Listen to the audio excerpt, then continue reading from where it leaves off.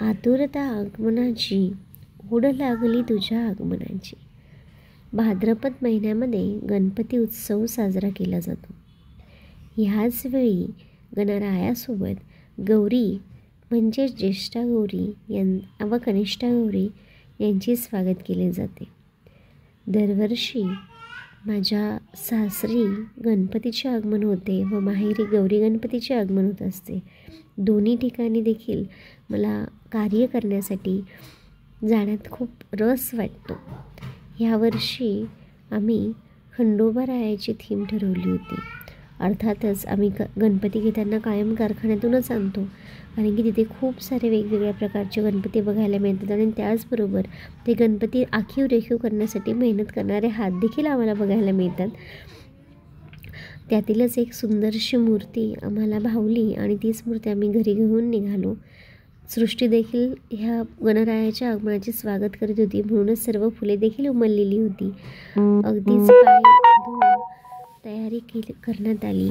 औक्षण करण्यात आलं, भाकर तुकडा ओवाळण्यात आला आणि गणरायाचे प्रसन्नतेने स्वागत झाले. बच्चे कंपनीही ह्यामध्ये गणपती बाप्पा मोरया, मंगलमूर्ती मोरया, 1 2 3 4 गणपतीचा जय जयकार, 5 6 7 8 गणपती बाप्पा हमारे साथ असं म्हणायला विसरत नव्हती.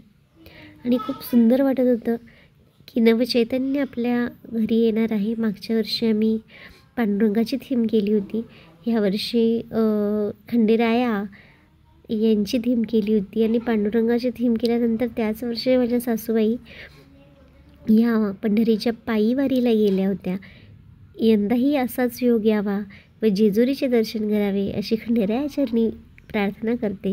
देवघरही आज खूप सुंदर दिसत होतं. फुलांनी त्याने सजावट आरस करण्यात आली होती, त्यामुळे नक्कीच प्रसन्न वाटत होतं. घरातील सर्व सदस्यांच्या हस्ते आरती करण्यात आली.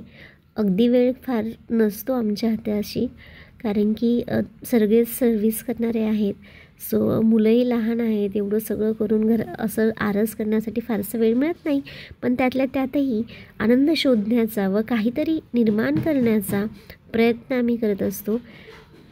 सान्वी नैतिक ला देखील ह्या सर्व गोष्टी फार आवडतात आणि त्यातून मुलांना शिकायलाही मिळतं. ही गणपतीची मूर्ती जी होती ती अतिशय लोभस होती व खंडेरायाच्या स्वरूपातील होती. परखड असे खंडेराया, ज्यांना आपण जय मल्हार असं म्हणतो.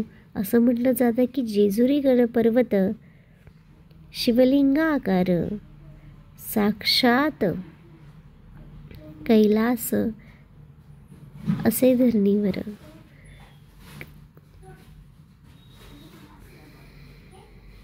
दुर्वांनी फुलांनी